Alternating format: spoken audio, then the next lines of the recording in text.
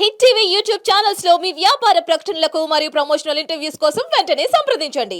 Sir వాస్తు గురించి చాలా విషయాలు ముఖ్యంగా దేవాలయం గురించి అలాగే శివలింగం గురించి చాలా విషయాలు చెప్పారు. అయితే మీరు ఇలా మాట్లాడుతూ ఉన్నప్పుడు అనిపించిన ఒక విషయం ఏమిటంటే దేవాలయాన్ని మనం నిత్యం దర్శించుకోవాలని అనుకుంటాం. పండగలప్పుడైతే కంపల్సరీ వెళ్తాం. కానీ అలాంటి దేవాలయాలు ఇంటిని ఆనుకొని ఉండవచ్చా? అంటే గోడ మాత్రమే అడ్డమని కానీ ఒక్కొక్కసారి మధ్య గోడ కూడా ఇంటికి దానికి ప్రహరీ గోడ మాత్రమే అడ్డుంటుంది. ఇంచుమించుగా ఇక ఆనుకొని ఉన్నట్టే కదా. అలా ఆనుకొని ఇంటి నిర్మాణం అనేది చేయొచ్చు అంటారా? మీ దివ్య దృష్టి ఏం చెప్తాను చెప్పండి. నమస్కారం మేడం. అంటే నేడు నిత్య జీవితంలో చాలా మంది అమ్మడం కొనడము, మనం ఒక సైకాలజీ అనేది వెంటాడుతుంది అన్నట్టు. సైకాలజీ ఏం చేస్తుంది? హిప్నాటిజంను అమలు చేస్తుంది. రైట్.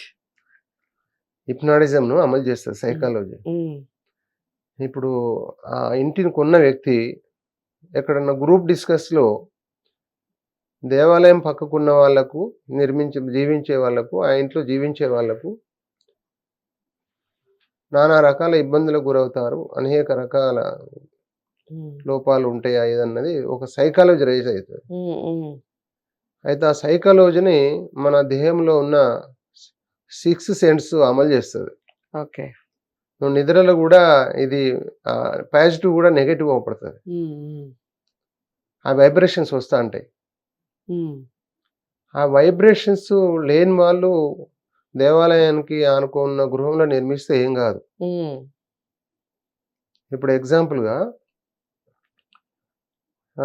నిజంగా చెప్పాలంటే, ఇప్పుడు నేను ఇంతకుముందు చెప్పాను, ప్రతి దేవాలయము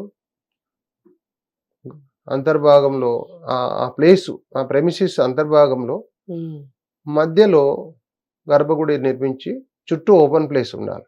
ఓకే. ఆ గుడి సంపూర్ణ వాస్తుకు నిర్మించింది అన్నట్టు నేను చెప్పిన ప్రకారంగా అట్లా ఉంది. ఇప్పుడు గర్భగుడే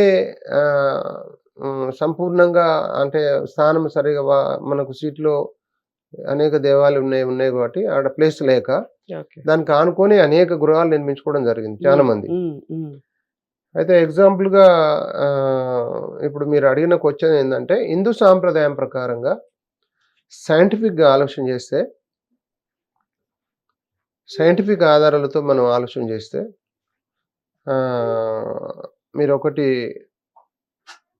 పాజిటివ్ వైబ్రేషన్స్ వస్తాయి అన్నట్టు మన బ్రెయిన్లో.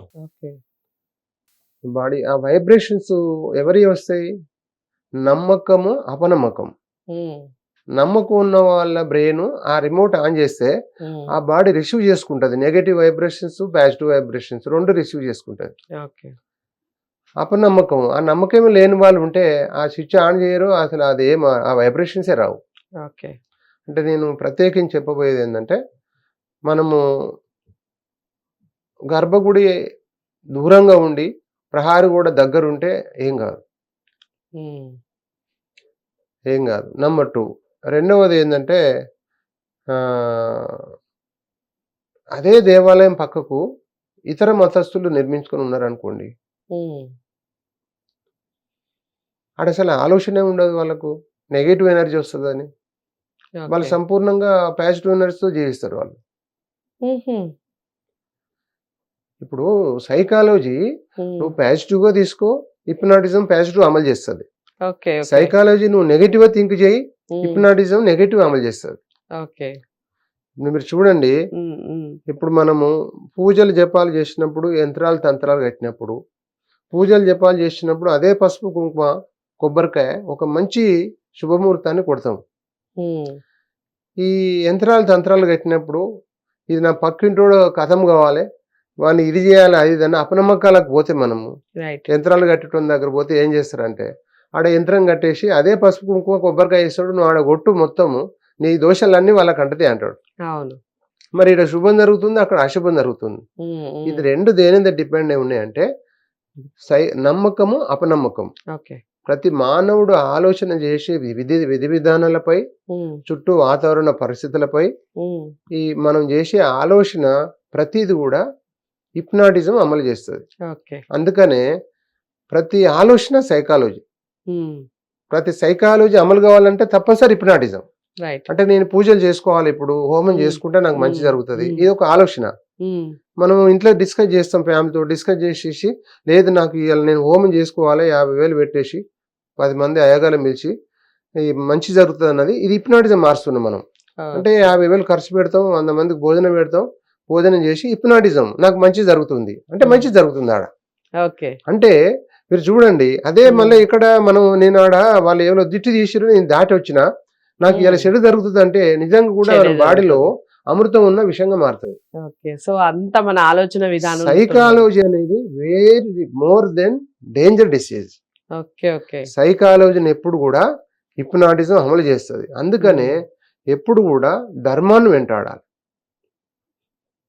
అధర్మం దరిచేరకుండా జీవించాలి.